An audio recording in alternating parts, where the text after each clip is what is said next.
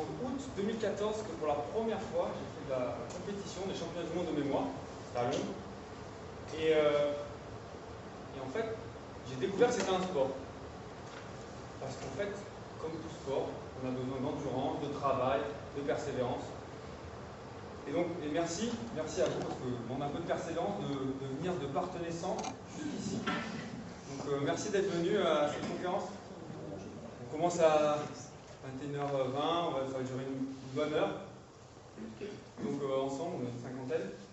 Et aujourd'hui, donc ce soir, le thème, c'est d'aborder c'est quoi au final ces championnats de mémoire. Pendant une heure, donc, je me présente, donc c'est Sébastien Martinez. Et donc moi je suis ingénieur des mines. J'ai fait ça en 2009, diplômé, et depuis 2011, je me suis lancé à mon compte et je me suis dit mais pourquoi on n'apprend pas à apprendre? Et donc j'ai découvert des techniques dans des livres, avec des auteurs, et donc je forme des personnes à mémoriser, donc avec des stages, il y a des conférences aussi régulièrement. Moi je suis plutôt basé à Marseille, je monte aussi beaucoup à Paris, mais là dans le cadre du flip, je suis dans le coin et ça me fait plaisir de faire ça pour le flip aussi.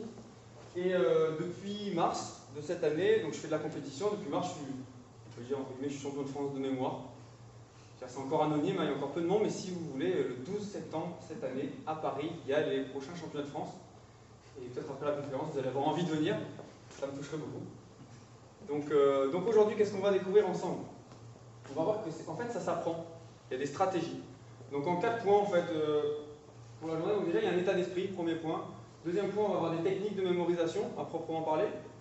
Comment moi je les applique ou comment on peut les appliquer dans la vie de tous les jours. Et enfin, des questions. L'idée c'est que si vous avez des questions, allez-y, lâchez-vous. Je suis là pour ça, vous me faites progresser. Plus vous allez me poser des questions et plus je vais progresser grâce à vous. Donc allez-y. Alors il y a vraiment un état d'esprit à avoir en termes de mémoire. Il y a un psychologue qui donne une citation que j'aime beaucoup. Je ne sais pas si vous arrivez à lire. Je ne sais pas s'il y en a qui arrivent à lire. En fait, il nous dit que les mémoires exceptionnelles ne sont pas innées, mais acquises. Alors, je ne sais pas si ça parle à quelqu'un, si ça vous évoque quelque chose, oui, il y en a qui veulent réagir par rapport à ça, je ne sais pas. Vous avez déjà entendu l'inverse, peut-être? Est-ce qu'il y en a qui ont déjà entendu l'inverse? C'est ce qu'on dit souvent. Ouais. Il y en a qui ont des dons, peut-être. D'autres qui ne sont pas aidés. Tant pis, dommage pour lui. C'est ça. Moi, pendant longtemps, j'ai entendu que la mémoire, c'était quelque chose d'inné. Il y en a qui étaient doués, d'autres pas. Et en fait, c'est complètement faux. On sait aujourd'hui que la mémoire, ça se travaille. Il y a des stratégies, on a tous un programme à l'intérieur qui est hyper, enfin, un disque dur qui est hyper performant. Mais ce qu'on va essayer de travailler, c'est le logiciel. Comment faire rentrer les informations. Et c'est ce qu'on va voir ensemble. Parce que le disque dur, voilà, il est infini. Moi, quand je parle d'apprendre, il y a toujours 4 étapes. Quand il faut apprendre quelque chose, il faut d'abord se... Moi, je définis avec 4... comme une boîte à outils géante. On parle de stratégie. D'abord, il faut être motivé. Quand vous avez envie d'apprendre quelque chose, j'imagine que si vous allez à reculons, bon, ça ne marche pas. Donc déjà, il faut cette essence, premièrement. Deuxièmement, il faut comprendre ce qu'on dit. Si je parle en chinois, enfin, je ne parle pas chinois, mais je pense que vous aurez du mal à comprendre. Je pense, non? Mon langage des signes, ça se... Langue des signes, pardon. Après, une fois qu'on a compris, il faut enregistrer ce qu'on a compris. Et enfin, une fois qu'on a enregistré, il faut faire en sorte de ne pas oublier. Comment on fait pour ne pas oublier? Donc ça, c'est une boîte à outils. Et ce qui est important, c'est de prendre conscience, vous avez déjà appris plein de choses. Si vous êtes là, je suis sûr que vous avez déjà appris pléthore d'informations. Et donc c'est juste déjà, dans un premier temps, prenez conscience quelles sont les stratégies, les mécanismes que vous utilisez. C'est ça la première étape. Après, on rajoute des techniques. Mais déjà, qu'est-ce que vous faites, vous, concrètement, dans la vie de tous les jours pour enregistrer? Voilà, on peut répéter, il y a un petit qui répète. Écrire, c'est une forme de répétition. On peut chanter. L'expliquer à quelqu'un. Voilà, l'expliquer à quelqu'un. Donc ça, c'est pour le comprendre, peut-être? Non. Ou non, pour l'ancrer? Ok. Ça aide à comprendre aussi. Rapport émotionnel. C'est-à-dire? Une sensation, une émotion qui a lieu lors d'une découverte d'un mot, de quoi que ce soit qu'on veut se souvenir. L'associer à quelque chose de personnel, d'émotionnel. Ok, ouais. Voilà, donc, voir qu'on a des techniques tous, et il peut y en avoir d'autres. Donc, juste une petite introduction à la mémoire, rapide. Bon, on sait que tous là-dedans, qu'est-ce qu'on a? C'est des neurones.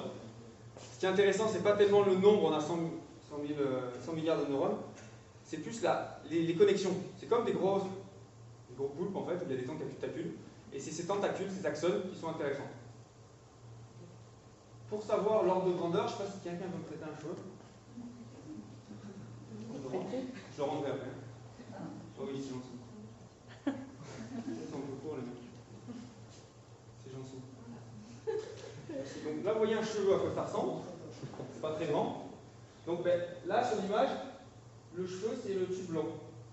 Et le tube noir, c'est les tentacules de nos poulpes, là, les axones de nos neurones. Donc c'est ça l'ordre de grandeur. Ouais, donc, je ne sais pas si vous pouvez le faire passer, s'il vous plaît.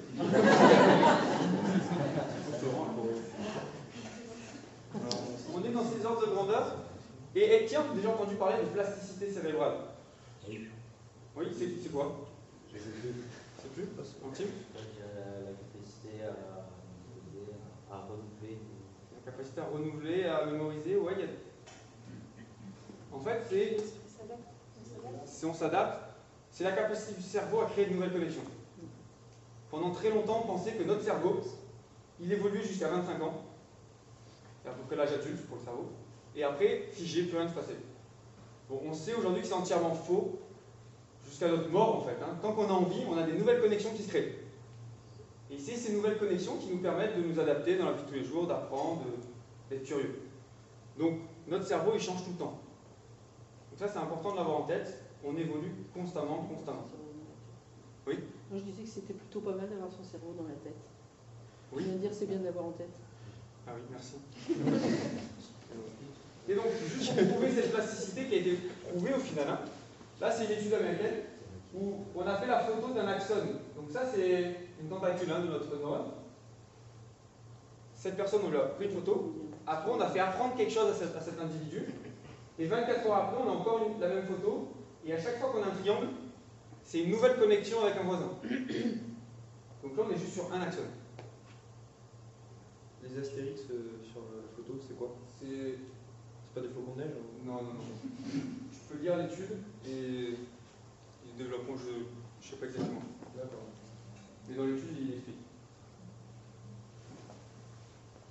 Donc voilà, ça c'est pour la partie théorique. Voilà, bien de savoir que l'état d'esprit c'est fondamental. Notre cerveau évolue. Si vous êtes convaincu que vous n'allez pas pouvoir avoir une bonne mémoire, eh ben c'est sûr que vous aurez une mauvaise mémoire. D'accord? Donc, être conscient qu'on a un potentiel incroyable, et là on va le prouver, enfin je vais essayer de vous le démontrer que vous êtes tous des génies. J'espère que ça vous intéresse. Oui, c'est parti. Donc, c'est la deuxième partie, c'est les techniques de mémorisation. Qu'est-ce qui... En fait, j'aime bien simplifier la mémoire, ce qui est intéressant, on a une information, elle arrive dans notre tête, elle arrive dans une première boîte, qu'on va appeler la mémoire à court terme. Ok? Après, on peut la faire stocker dans une autre boîte, qu'on va appeler la mémoire à moyen terme. Ok? Et après, dans une autre boîte, qu'on va appeler mémoire à long terme. Donc là, le but, c'est de savoir comment on fait pour faire passer une information dans ces différentes étapes. Donc là, on va commencer par un jeu. On est 50. Il y a deux possibilités. Alors, je pense qu'on est dans un esprit jeu, donc on va jouer un petit peu. Donc j'ai besoin de deux volontaires pour faire une démonstration, et après vous allez tous jouer. Oh oui. Non? Oh. Oui, déjà.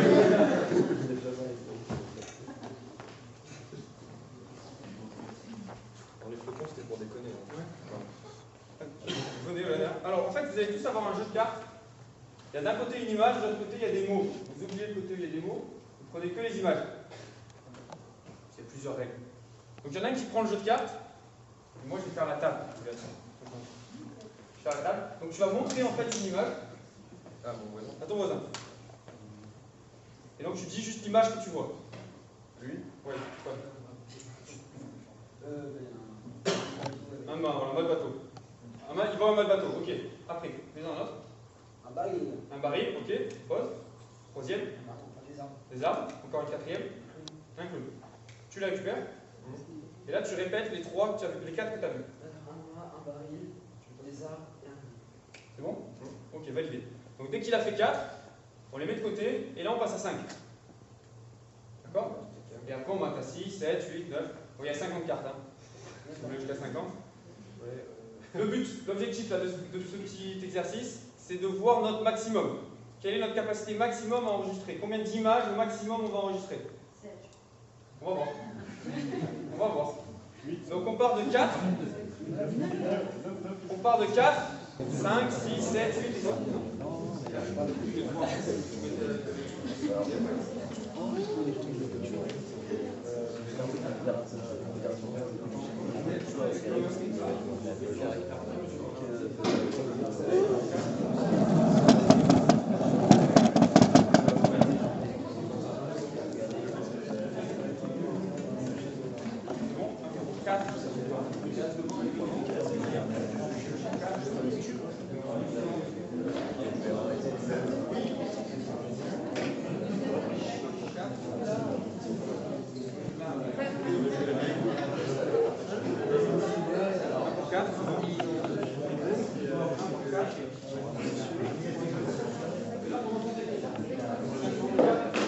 Est-ce que tout le monde a au moins un paquet pour 4? Il n'y a rien?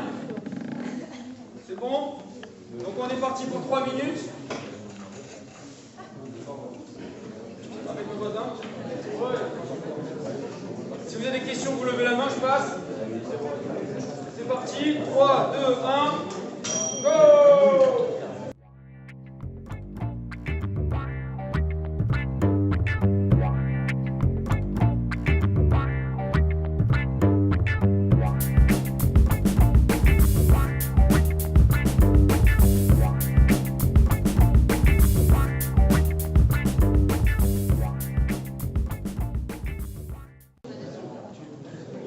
Alors, c'est quoi le score alors? Je vais juste vous demander de lever la main quand vous arrivez, non, quand vous avez atteint votre maximum. C'est-à-dire, si au maximum vous avez fait 4 cartes sur 4, ou 4 sur 5, ou 4 sur 6, j'en sais rien, vous levez la main. Là maintenant? Non, juste avant là. Oui. Maintenant vous levez la main. Mais si c'était le score que vous avez fait au maximum juste avant. 4, ok. S'il y a quelqu'un qui a fait 5 au maximum. Au maximum, hein, 5 cartes, 5 sur 5 ou 5 sur 6. Ok, vous laissez. 6, 7. Et qui a fait 8. 9, plus de 8. Ok. Donc là, à votre avis, quel type de mémoire vous avez utilisé? Court terme, oui. Court terme, on appelle ça aussi mémoire de travail. Et en fait, elle est responsable de. Je ne sais pas si ça vous arrive, des fois, vous arrivez dans une salle, chez vous, dans la salle à manger, et vous dites, mince, qu'est-ce que j'ai fait? Pourquoi je viens? Vous faites demi-tour.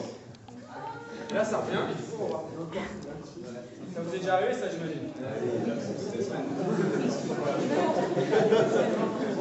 Fort ou bas ou tout tard. Alors, ça, c'est entièrement normal. Ça, c'est parce qu'en fait, on l'a stocké uniquement dans cette mémoire, à court terme. Et donc, il faut apprendre à la connaître, cette mémoire. Elle a deux caractéristiques importantes. Première, elle est limitée en volume. Vous venez de le voir, là, en instantané. Elle va varier en fonction des personnes, en fonction des épreuves, entre 5 et 9. Ça dépend de votre capacité de concentration, si vous êtes fatigué.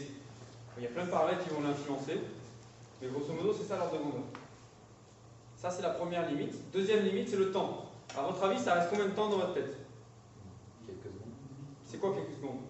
10 secondes. 10 secondes? J'ai entendu des minutes? 10 minutes? Ouais. Alors, l'ordre de grandeur, c'est 20 secondes. En général. Alors, si on découpe, si on arrive à découper la mémoire à court terme, si on n'utilisait que cette mémoire à court terme, c'est 18-20 secondes. D'accord, bien sûr. Comment? C'est pour ça qu'on est obligé de revenir. Si ça dure 20 secondes, le trajet dure pas plus. Ouais, voilà, c'est le temps et ça part en fait. Donc ça, c'est la mémoire à court terme. Par contre, est-ce que vous n'avez pas des mémoires plus profondes? Qui se rappelle de quelque chose qui s'est passé hier, je sais pas?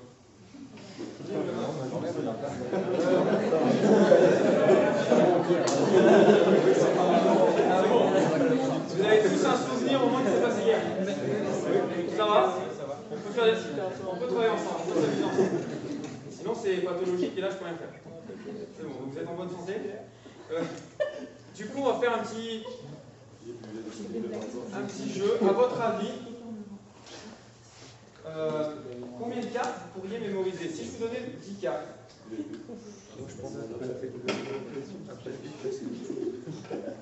si vous aviez 10 cartes à mémoriser, à votre avis, c'est possible?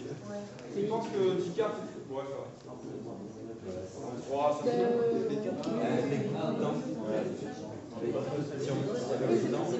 On a combien de temps pour les mémoriser? Ouais, 3, 5 minutes.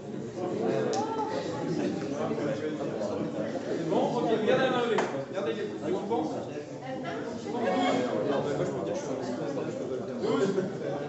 12, c'est bon? 12 cartes? Oui, dans l'ordre, hein, bien sûr. 12? Dans l'ordre. Ok, donc il y a une bonne équipe là. 14? Donc là, ça se calme un peu. Bon, il y en a qui connaissent ces techniques, il y en a qui me connaissent déjà, donc ça va être simple. Donc, moi, le pari que je vais faire, c'est pas 12 cartes, c'est pas 14, c'est 15 cartes. Et vous serez tous capables de restituer 15 cartes comme ça, à l'endroit et à l'envers. Ouais. C'est le pari que je fais un peu fou, hein, peut-être. Du coup, c'est le pari qu'on va se lancer. C'est que vous soyez tous capables individuellement de réciter à l'endroit les 15 cartes et à l'envers les 15 cartes. Ça vous tente? Qui pense que c'est possible? Oh, vous avez confiance en moi. Donc là, pour prouver que j'ai rien préparé à l'avance, sinon il y en a qui vont me dire oui, il a tout préparé à l'avance. J'ai préparé quelques choses à l'avance, quand même, mais pas ça. Oh, là, en fait, vous voyez, sur chaque carte, il y a des images, il y a des chiffres. Donc en fait, on va prendre 15 cartes, mais bien sûr, c'est pas moi qui choisis l'ordre. Sinon, c'est trop facile. D'accord? C'est vous qui allez choisir l'ordre. Tout t'asseoir. Donc en fait, l'idée, c'est que vous allez me dire un chiffre entre 0 et 49, et à chaque fois, on va rajouter une image. Comme ça, on va rajouter 15 comme ça dans l'ordre. C'est bon? Comme ça? J'ai le premier chiffre. Ok, vas-y. 42.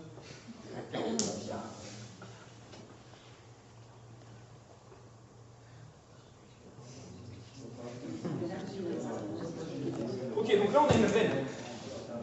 Donc, alors, pardon, du coup, comment on fait pour mémoriser ces 15 cartes? Je vais vous donner la technique. Donc, la technique. En fait, on va utiliser ce que. Un peu les génies de la mémoire utilisent ça. C'est les enfants. Les enfants, ils ont une mémoire folle. Donc, en fait, on va inventer une histoire. C'est ça, j'ai entendu ça. Mais pas n'importe quel type d'histoire. Cette histoire, il faut utiliser un ingrédient magique. Cet ingrédient magique, c'est du sel. Tout le monde connaît. Ça s'écrit comment? S-E-L. Donc le S, pourquoi? Parce que le S, c'est vos 5 sens. Donc vous allez utiliser vos 5 sens, vous allez inventer une scénette, un cinéma mental avec vos 5 sens. À la télé, il y a combien de sens? Quand vous voyez la télé? 2. Ben là, vous allez booster ça, vous allez passer à 5. Donc vous imaginez avec vos 5 sens. Première règle, le S de scène. Deuxième lettre, c'est le E. E comme enfant. Vous allez essayer de réactiver cette flamme d'enfant. Donc l'enfant qui est en vous, l'enfant qui est en vous, vous imaginez que vous avez 7 ans, donc pas de limite. L'imagination, pas de limite. Donc là, il y a beaucoup de joueurs, donc je pense que ça va être facile. Donc, tout ce qui est joueur, en général, c'est des gens qui sont à l'aise avec ça. Troisième lettre, c'est L, comme des liens. Vous allez créer un lien entre chaque image. Chaque image va appeler une autre, comme un effet domino. Donc c'est quoi l'ingrédient magique? C'est du sel, pourquoi? Les 5 sens. Les 5 sens. L'enfant et le lien. Allez, donc on part avec la première image, c'est la reine. Donc on va imaginer, je sais pas, là il y a une reine qui est là, qui arrive par la porte. Une belle dame. Elle arrive. Vous arrivez à imaginer ça, il y a quelqu'un qui arrive là par la porte? Dame incroyable. Si c'est ça, je peux me mettre à l'entrée et faire la reine.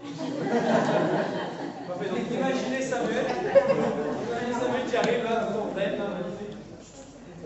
Donc c'est bon. Première image, c'est ça. C'est quoi le chiffre d'après? On prend quoi comme image? 12. Donc le 12, c'est un tonneau. C'est un tonneau. Alors qu'est-ce qu'on peut imaginer entre le tonneau et la reine? Elle porte un tonneau. Ou elle boit un tonneau, tiens. Ok, elle boit un tonneau. C'est bon? Imaginez, elle boit un tonneau. Le chiffre d'après, c'est quoi? 36. Donc 36. Ah, bah, on n'est pas arrivé. Hein. Ouais, donc ça arrive. Une mouche. Qu'est-ce qu'on peut imaginer entre le tonneau et la Une mouche? mouche dans le tonneau. Ouais, ou elle voit, et il y a des mouches qui sortent. Ouais. Des mouches qui sortent du tonneau. Imaginez, il y a une horde de mouches. De toute façon, bon. Alors, on pourrait. Ah, c'est bien, c'est bien. C'est bien. Mais le lien, il faut créer le lien entre le tonneau et la mouche. On imagine qu'il y a des mouches qui sortent du tonneau, vous pouvez imaginer? Il y a plein de mouches qui sortent là. Une nuée. Après, quel chiffre? Quel chiffre? 22. 4. 4, c'est un rat. Qu'est-ce qu'on peut imaginer entre les mouches et le rat? Ah ouais, elle se transforme en rat. Alors on voit qu'en fait, on peut partir dans tous les sens. Vous voyez? Donc là, on va essayer de créer quelque chose de commun. On peut imaginer que là, toutes les mouches, elles s'agglomèrent comme ça et ça fait un rat. Vous imaginez? On est comme des enfants. Hein. Ou alors, il y a les rats qui peuvent manger les mouches. Mais... Imaginez qu'ils s'agglomèrent comme ça et ça fait un rat. Bizarre. Ok. Après, on prend 4 chiffres. 5. Le 5. Le 5, un nid. Un tout petit. Un quel gros rat. Il dépasse, la queue elle dépasse. Après, on prend quoi comme chiffre? 37. Ça, c'est un hamac. Qu'est-ce qu'on peut imaginer entre le lit et le hamac? En fait, le lit, ça fait un hamac. Le lit, ah oui, il rêve un hamac. Qu'est-ce qu'on peut faire d'autre? Dans le lit, il va dormir dans le hamac. Ah ouais, en fait, il fait pas des chaises tournantes, mais il change de lit en fait. Il dort 1 heure dans le lit, et après il va dans le hamac. Et pourquoi pas, il s'endort dans le lit avec un hamac et tout. Ouais, il téléporte. Non, on peut. On voit qu'il n'y a pas de limite en fait. On pourrait faire ce qu'on veut. Imaginons que le rat, voilà, il dort, et au bout d'1 heure, il va dans le hamac. Vous imaginez? C'est bon? Après le hamac, on fait quoi? Le 16. Donc ça, c'est les poubelles, les déchets. Qu'est-ce qu'on peut imaginer entre le hamac et les déchets? C'est un vrai pays. Comment? Ah ouais, donc il tombe dans une grande poubelle, dans des gros déchets. C'est bon, vous imaginez? Il se balance, et là, dans la poubelle. Vous imaginez l'odeur, les 5 sens, pensez bien les 5 sens. L'odeur, le goût, si vous voulez. Le toucher de la poubelle, tout ça. C'est bon? Allez, la 8e carte. 19. Comment? 19. Un tapis. Qu'est-ce qu'on peut imaginer entre les déchets et le tapis? Il y avait un tapis dans la poubelle. Il y avait un tapis dans la poubelle. On peut imaginer que. Ah oui, dans la poubelle. Un tapis volant et je crois Qui qu'ils sont sont dans la main. Vous imaginez dans la dans une poubelle? poubelle, ouais. Ah oui, il y en a un. Vous voyez les Zénidins peut-être? Vous imaginez un tapis là? Là, un tapis volant qui sort de la poubelle, là, qui se réveille. C'est pour ça qu'ils jettent sur les déchets, parce qu'ils savent qu'il y a un tapis. C'est qu'il y a un tapis, voilà. Après le tapis, il est quelle couleur ce tapis? Imaginez violet, c'est rouge et doré, voilà, par exemple. Ouais, les dorés comme les bougies d'or. Comme des bougies d'or. Après, qu'est-ce qu'on prend comme numéro? 22. 22. Comment? Bon, après le 49. Donc le 22, une note. Qu'est-ce qu'on peut imaginer sur le tapis, la nonne? La nonne, elle s'habille du tapis. Elle s'enroule dans le tapis, la nonne. Elle est là, elle s'enroule dans le tapis, là, ok. Vous imaginez la nonne dans le tapis? Ok, on prend quel chiffre après? 49. Une râpe. Qu'est-ce qu'on peut imaginer avec une râpe? Non, le lien, ça est la carte d'avant. Maintenant, c'est le rap. Elle chante du Alors, rap. personne à la fois, oui, Marie? Elle chante du rap. Ah oui, elle peut chanter du rap, oui. Elle peut chanter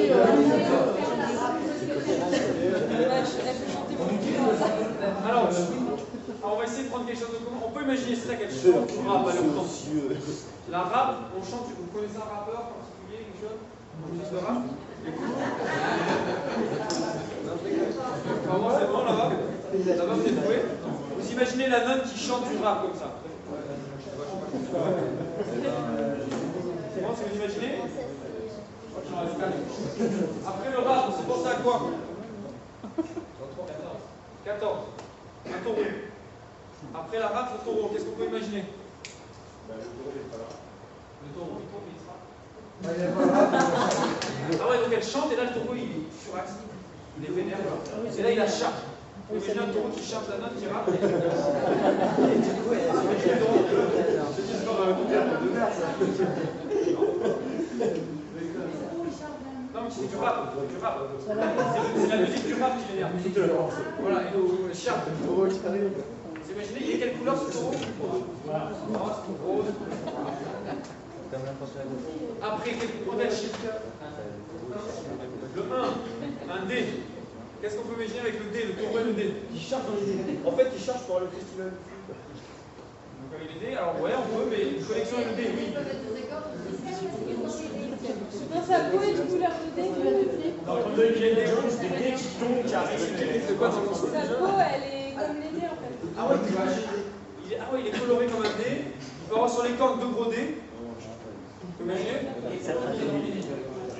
Imaginez 2 gros dés sur les cordes. Toutes les couleurs. Ça vous va? Il y a 2 gros dés sur les cordes. Après, on en prend un autre. On fait les dés. 6. Des jeux. Des jeux de cartes, des jeux. Pas mal. Bien, il est facile. Donc on peut imaginer qu'il jette les dés. En fait, une fois qu'il les a, il les jette. Il joue au tripot, quoi. Au casino. Il joue au dés. Est-ce que vous pouvez imaginer? Je crois qu'on arrive à 14, là, 15e. Non, moi je trouve que c'est bien, taureau, tu joues. Comment? Quelque chose? Mais ça devient conflit d'intérêt. Allez, dernière, 13e. Le 18.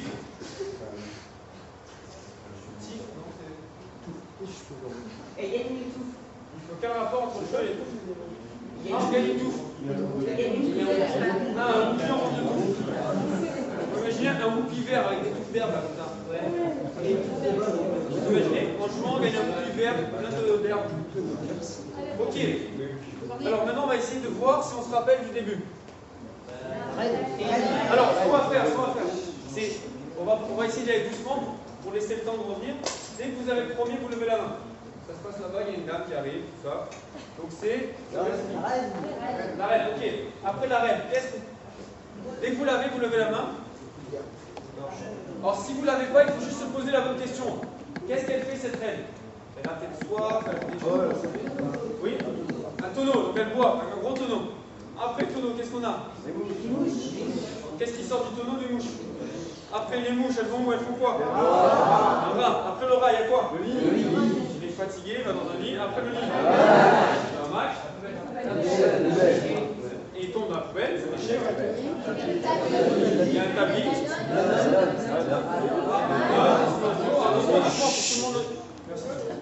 Le temps que tout le monde, parce que des fois, on a un peu plus de temps pour trouver. Donc le tapis, après le tapis, il y a quoi?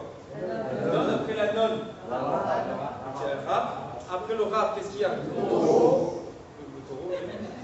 Après le taureau, je viens là sur la vie. Avant, il y a tout le monde qui l'a. Mais qu'est-ce qu'il a sur les cornes, le taureau? Ok, donc il a les dés. Après les dés, qu'est-ce qui se passe?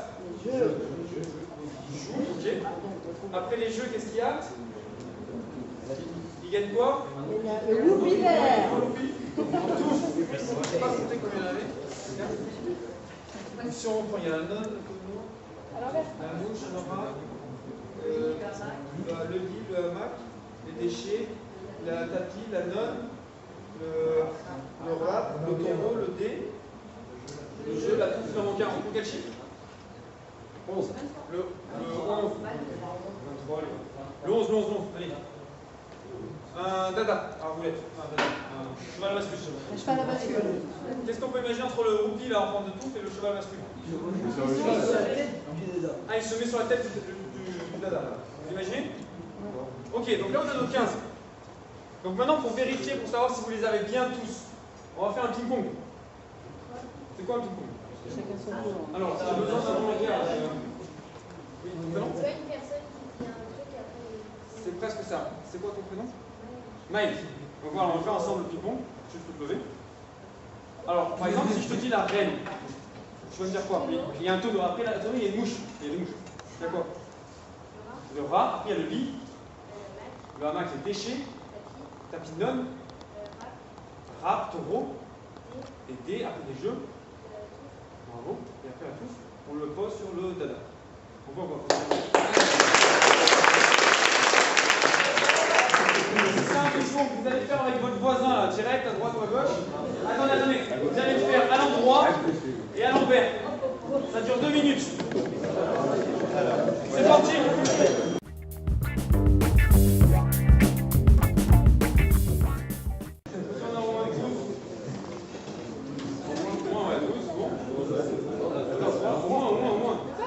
15 peut-être. oui. À l'endroit, à l'envers. Ouais. Alors quelle émotion là cette fois? C'est facile, difficile? Simple, ok, pardonne. Vous avez senti ça comment? Sans surprise, ok. Vous avez collé déjà. Ça a été, ouais. C'est un peu amusant quand même. C'est un peu amusant. Quoi d'autre? Donc là, en fait, la technique qu'on a utilisée, la scène séquence, c'est comment mémoriser une liste avec une histoire et la technique du sel. D'accord? Quelles applications vous voyez dans la vie de tous les jours, ça? Demain, là. Les deux courses. De course, quoi d'autre? Les cours. Les cours? Ouais. Quoi d'autre? Le mot de passe? Ouais. Les choses à faire, les tâches? Les codes, ouais. Les notices de jeu, ouais. Il faut imaginer. Classique note. Est-ce que vous avez des questions par rapport à ça déjà? Oui, Jérémy. Comment est-ce qu'on passe de la mémorisation à l'utilisation? Par exemple, ça prend un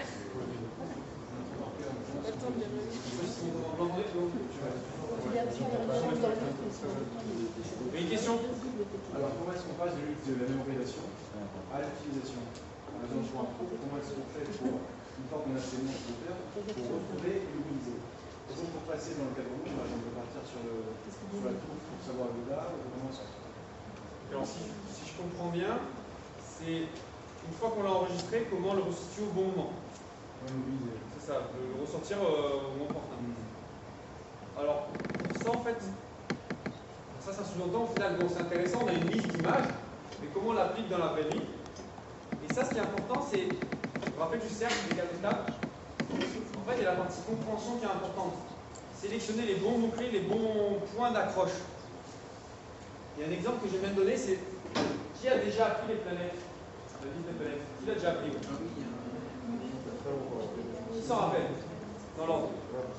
Les 9. Il y a quelques-uns quand même. Il y en a très peu en général qui s'en rappellent. Voilà, des spécialistes. C'est quoi la liste alors? Bien.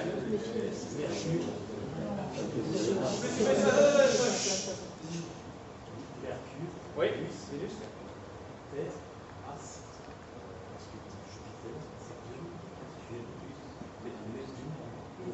C'est l'inverse. Uranus, Neptune, et Pluton qui est officiellement au dedans. Ok, alors comment vous avez fait? On utilise enfin une petite phrase, enfin mon vieux capot m'a jeté sur. Ok, donc vous avez une phrase. Vous avez donné du sens. Alors pour tous les autres qui s'en rappellent plus, alors, il y a avec ces techniques directement, on peut utiliser la phrase d'un fait. On prend les premières lettres de chaque phrase. On pourrait utiliser cette technique de l'histoire. Alors imaginez, ça prend 30 secondes là, imaginez il y a une boule de feu. Et le soleil. Et là à côté il y a un thermomètre. Et du coup la température elle augmente. Vous imaginez, l'ouverture monte, et le thermomètre il explose. Ça chauffe tellement. Et là il y a plein de billes qui roulent par terre, qui tombent par terre. Donc les billes elles arrivent au pied d'une femme, d'une belle femme magnifique. C'est une déesse. Et elle, quand elle est forte, elle prend une bille, ça l'énerve, elle la jette en l'air et ça retombe sur la terre. Donc dans un champ, il y a une explosion de terre. Ça c'est la troisième planète, c'est la Terre. La Terre elle arrive chez le voisin. Et là vous imaginez qu'il y a un voisin petit, tout rouge, grincheux, qui a une barre de chocolat à la main. Et il est énervé. Non, Mars. Donc vous imaginez, il a écrit, il fatigue, et il réveille même un géant. Un géant qui arrive, c'est une planète qui est vraiment grande, et cette planète, elle a, ce géant, il a une mèche un peu comme ça en forme de J sur la tête. Essayez de le faire. Vous voyez, un J en fait sur la tête. Donc ça c'est Jupiter, J comme Jupiter. Et là vous le regardez, il est éblouissant, parce qu'il a un t-shirt vraiment vif. Donc vous habituez un peu à la lumière. Et là il y a marqué sur son t-shirt Sun, comme le soleil en anglais. Okay. S comme Saturne, U comme Uranus, L comme Sun. Et après, en fait, on regarde un peu mieux et on n'avait pas vu sur sa tête, il y a un petit chien. C'est le chien de Mickey. Tu fais quoi? Pluto. Donc c'est quoi les 9? C'est quoi l'histoire? Mercure. Dans l'histoire, Elie, vas-y, lève-toi. C'est quoi la première? Il y a Mercure qui explose. les billes, elles roulent. Une déesse qui s'appelle comment? Une femme qui est jolie, Vénus. Donc la Vénus, oui, très bien. Ouais, elle prend, elle le jette. Elle jette où? Dans la Terre, ou troisième planète. La Terre, elle va où? Et il est comment ce bonhomme? Mars, donc il s'appelle Mars. Après, il crie tellement fort. Ouais, il a quoi sur la tête, le géant? Ouais, comme. Donc après, il y a quoi d'autre? Ouais, parce qu'il est éblouissant, son t-shirt, donc il écrit Sun. S comme Saturne, Uranus. Et après? On peut l'applaudir.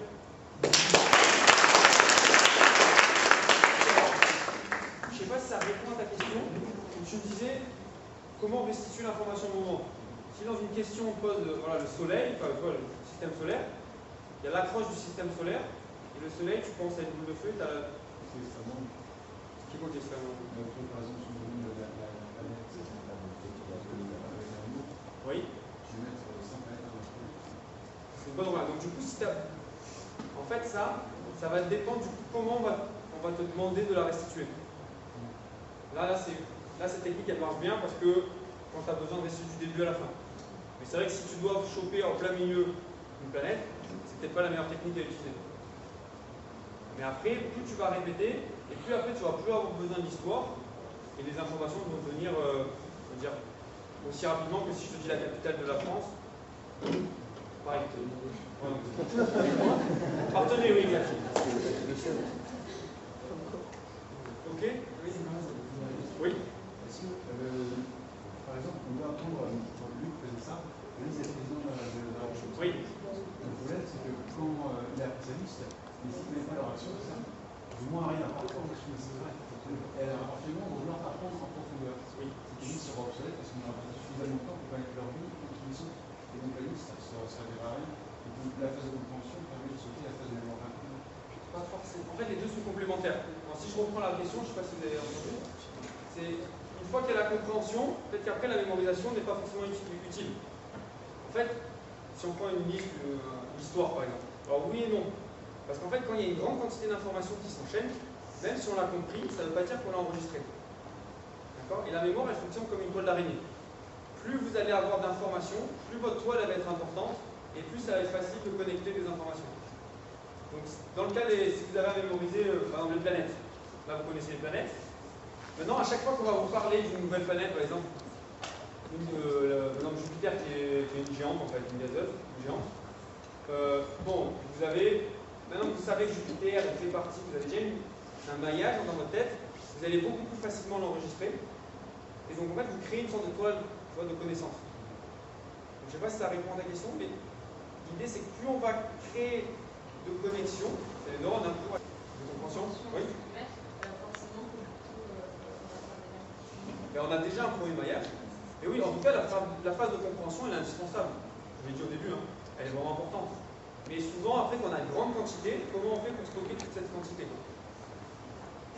ne sais pas s'il y a d'autres questions. Oui.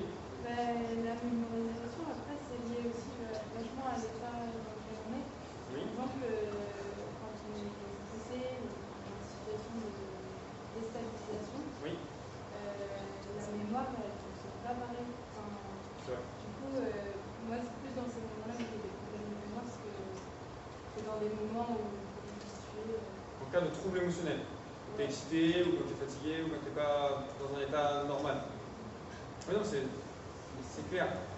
Par expérience, des trous de mémoire, par expérience, quand je suis en compétition, je ne fais pas du tout les mêmes, je mémorise pas aussi vite que quand je suis à la maison tranquille au chaud. Parce qu'il y a un aspect stress, tout ça.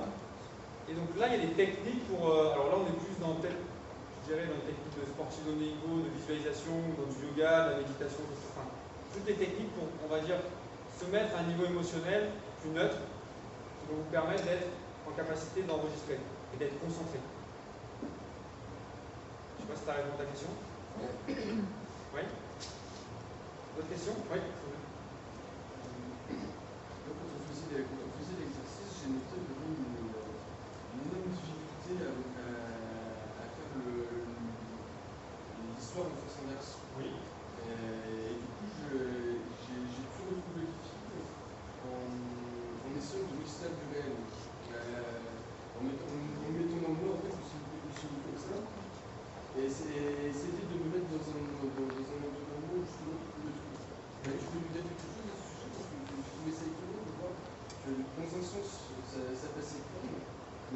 fonction si liberté une autre affaire. Alors là, moi j'ai deux réponses à donner. Un, c'est parce qu'on l'a encodé, en fait, on a créé l'histoire dans un sens. Dans le sens, on va dire, à l'endroit. Donc forcément, à l'envers, ça demande un peu plus de concentration et d'intensité, en fait. Et le fait de fermer les yeux, en fait, ça coupe, en fait, le canal visuel. Et comme on a créé avec nos 5 sens, avec le visuel, ça permet de s'extraire complètement du réel et d'imaginer notre histoire plus facilement.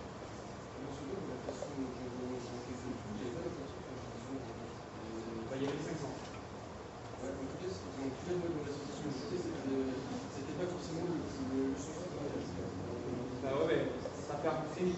En général, en tant qu'humain, on va dire de manière générale plus visuel en général. Et le fait de fermer ce sens, de fermer les yeux, on est dans le noir et ça permet de se concentrer en fait. Voilà, ça enlève la perturbation. Mais après, avec l'entraînement, on peut s'entraîner en regardant.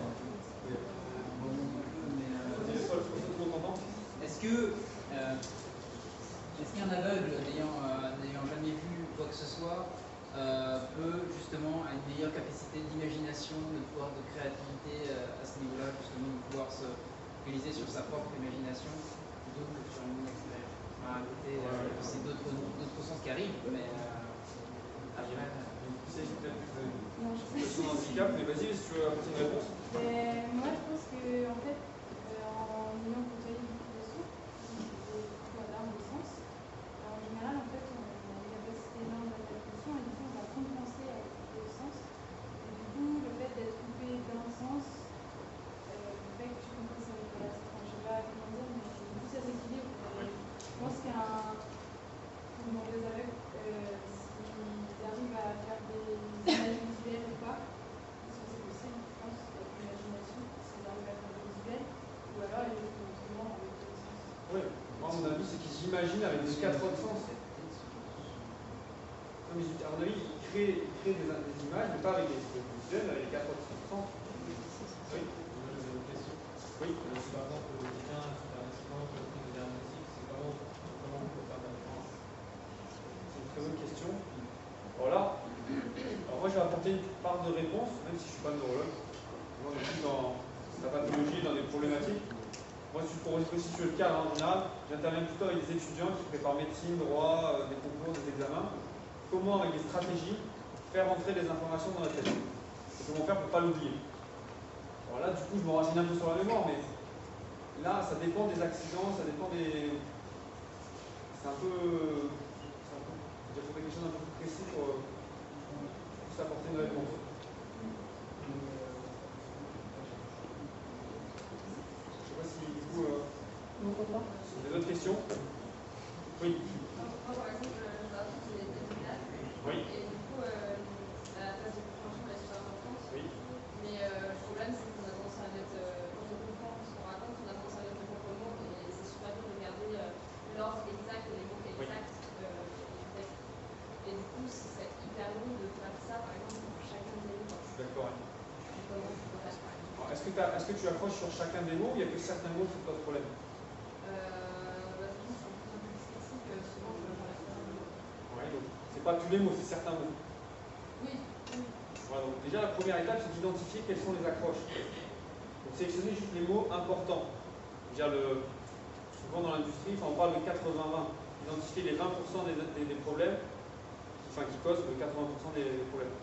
20% des effets, 80% des problèmes.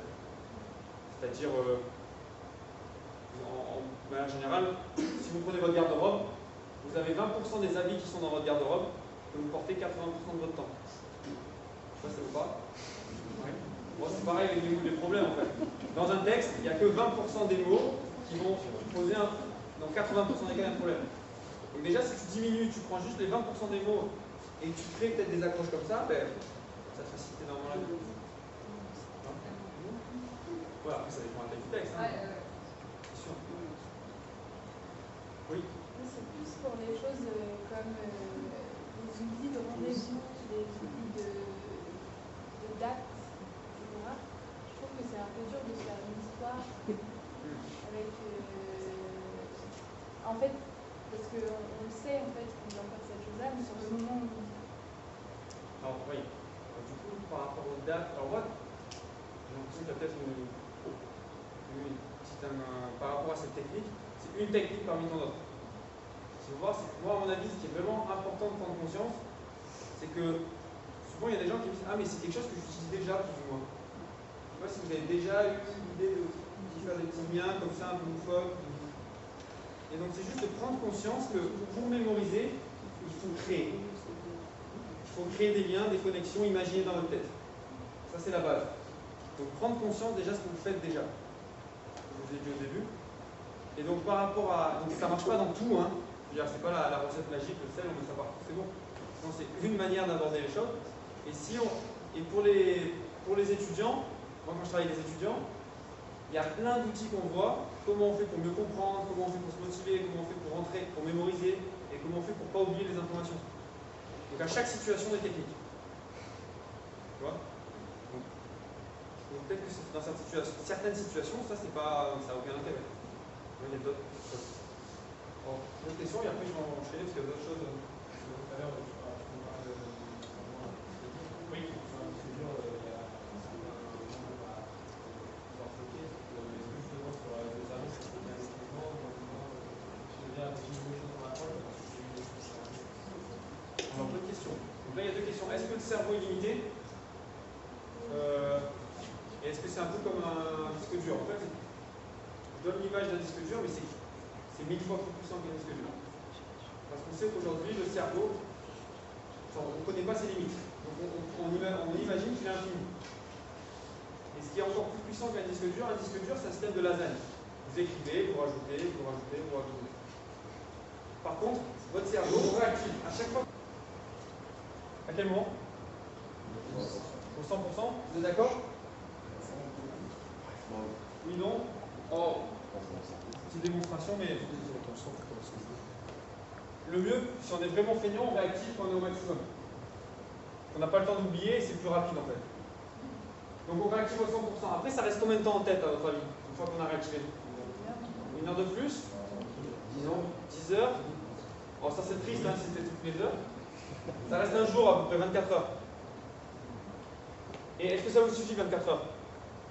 Non, on peut rester plus longtemps. Donc qu'est-ce qu'on fait pour rester plus longtemps? On réactive. Au bout de 24 heures. Et là, ça va rester combien de temps à votre avis? À peu près une semaine.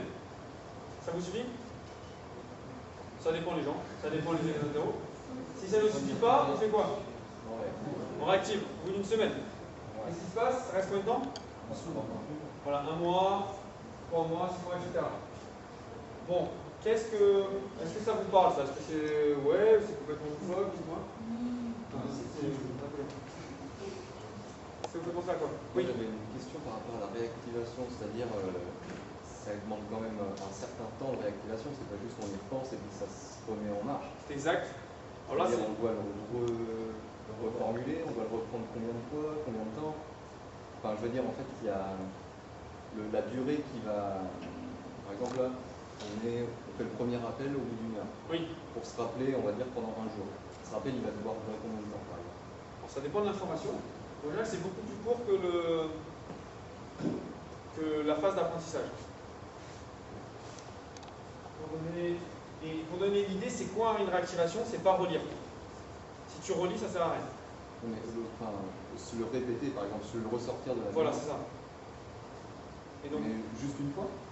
Juste si tu le réactives comme ça, tu reconstruis le souvenir une fois, au bout d'une heure, ça te permet de le faire durer plus longtemps. Oui. Mais sans relire. Après, tu peux relire après pour vérifier si tu t'es pas trompé. Mais la première réactivation, il ne faut pas relire. Il faut reconstruire. Je sais pas si ça répond. Oui. Ouais. Et si on ne réactive pas, est-ce que l'histoire de ce soir, on s'en rappelle depuis 2016? On fera le test l'année prochaine. Mais normalement, si vous faites aucune réactivation, il y a peu de chances que ça reste. Ouais.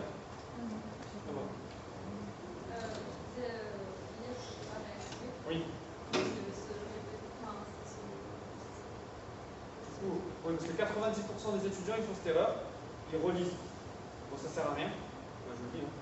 Relire pour ancrer, ça sert à rien. Ce qui est vraiment puissant, c'est d'essayer de reconstruire le souvenir sans rien. Par exemple, vous sortez d'un cours le soir, vous dites bon, qu'est-ce que j'ai vu en fait dans ce cours? Et rien que le fait de ressortir les informations, déjà, ça permet de l'ancrer.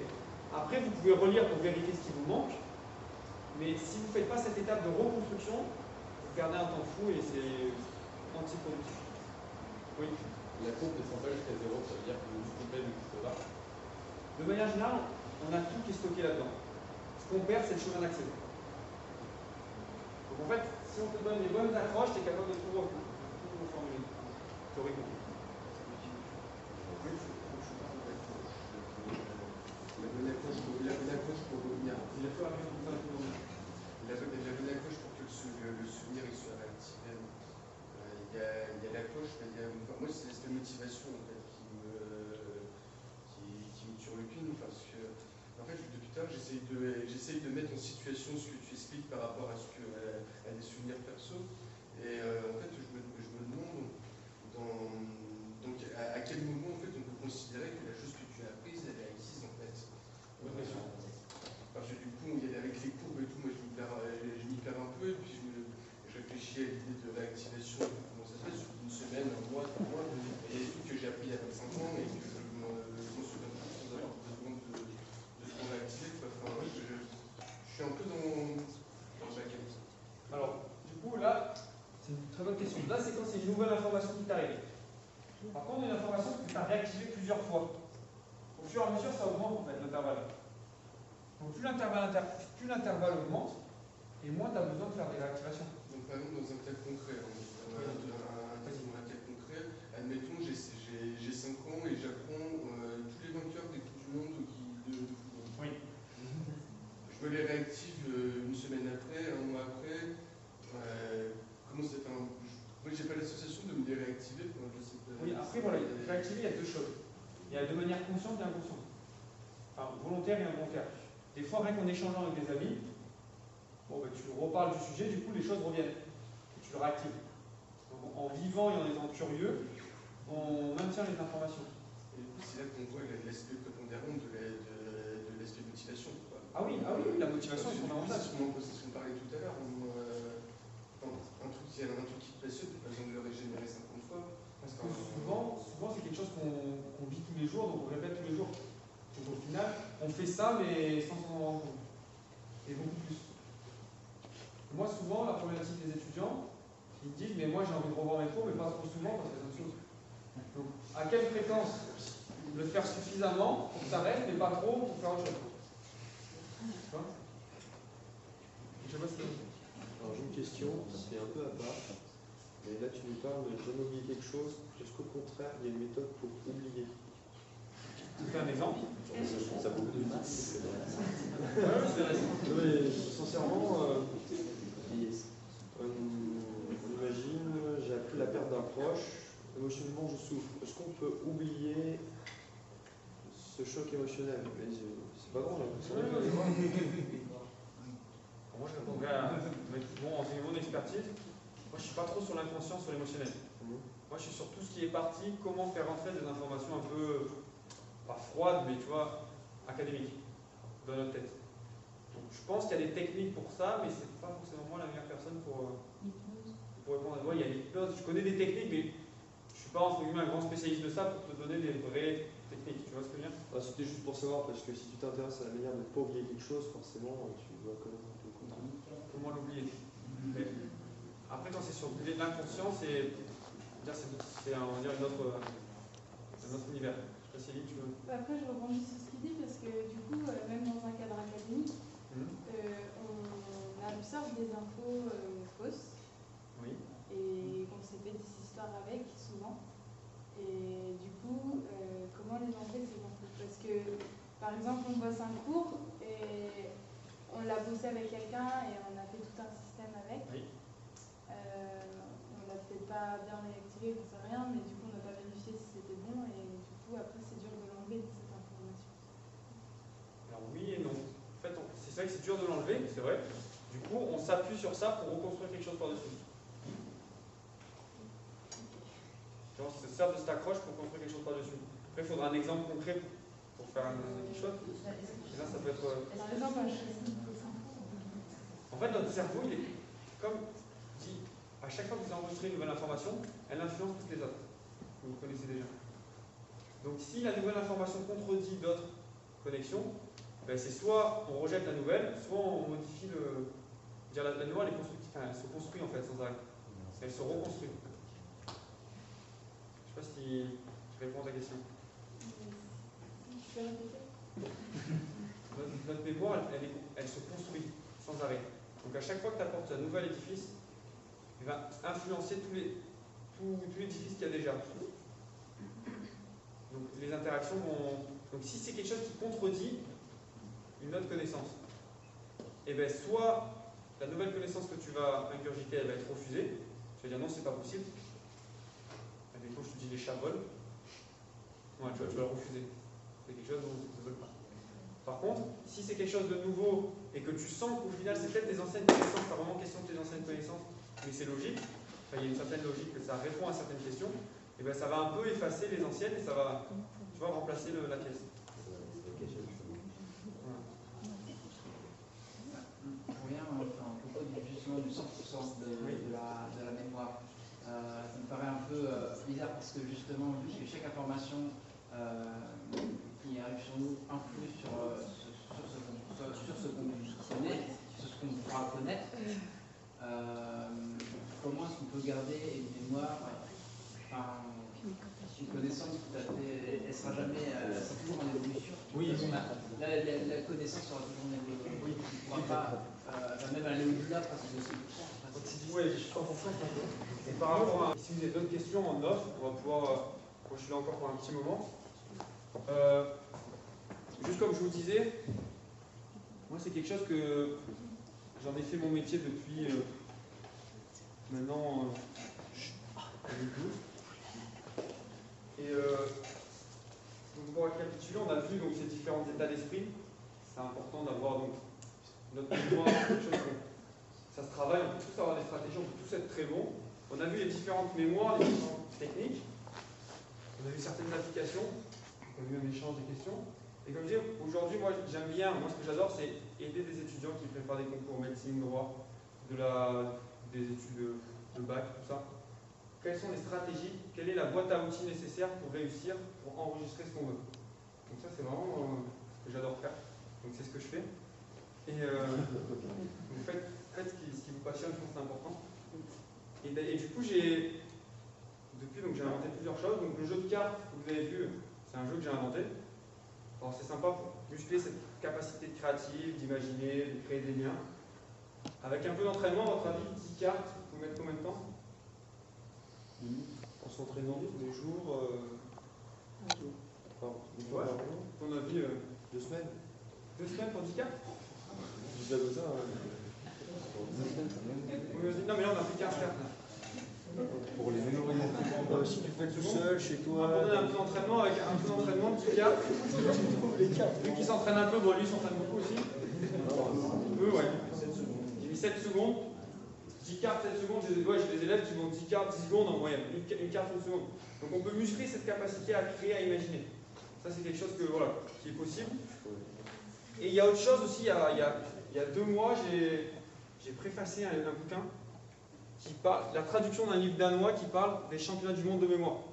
Si c'est quelque chose qui vous est complètement inconnu, que vous devez voir, que ce n'est pas des geeks ces personnes-là, et que c'est tout un univers qui est passionnant, bon, mais je vous invite à vous le procurer, c'est vraiment sympa. Je donne quelques techniques pour mémoriser du vocabulaire, un peu des possibilités, mais c'est surtout l'esprit en fait, à quoi ressemblent les championnats du monde de mémoire. C'est écrit par un Danois, c'est une traduction française. Donc si vous voulez, il y a qu'ici en public sans vente. C'est en privé. Donc si ça vous intéresse, c'est possible. Alors, pour donner les deux, si vous achetez les deux, c'est 25 €. Le carte et le livre. Sachant que les cartes, normalement, c'est 15 et le livre, c'est 12. Voilà. Un petit prix. Et si vous avez des questions, en tout cas, c'est à vous de jouer. Moi, c'était un plaisir de vous avoir avec moi.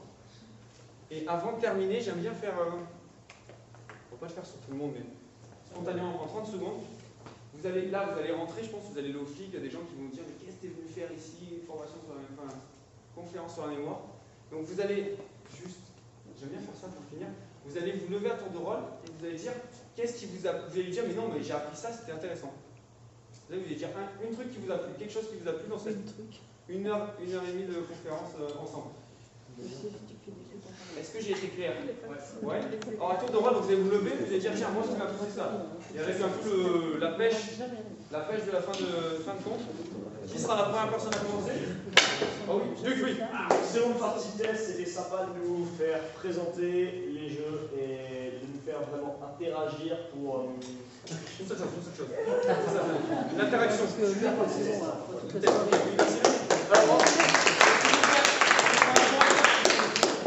Avant la fin de l'applaudissement, il y a quelqu'un qui se lève. On va faire ça une 10-20 de personnes. Manger du sel, c'est bien. De quoi? Manger du sel, c'est bien.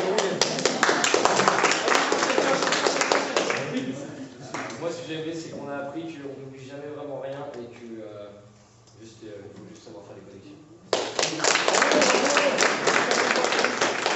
L'importance de réactiver sa mémoire. J'ai un neurone par rapport à un jeu. peut apprendre autant que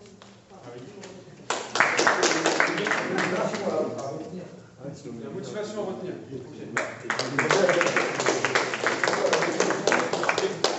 C'est qui était sceptique, tu as réussi à prouver qu'on pouvait vraiment réussir à mémoriser ta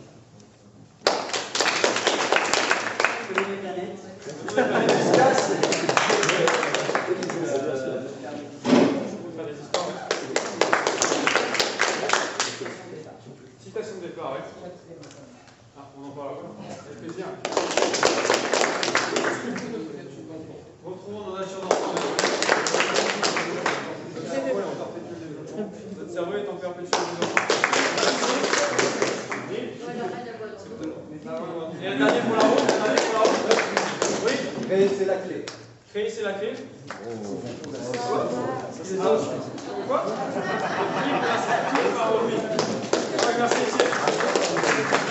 Merci pour accueillir tout ça.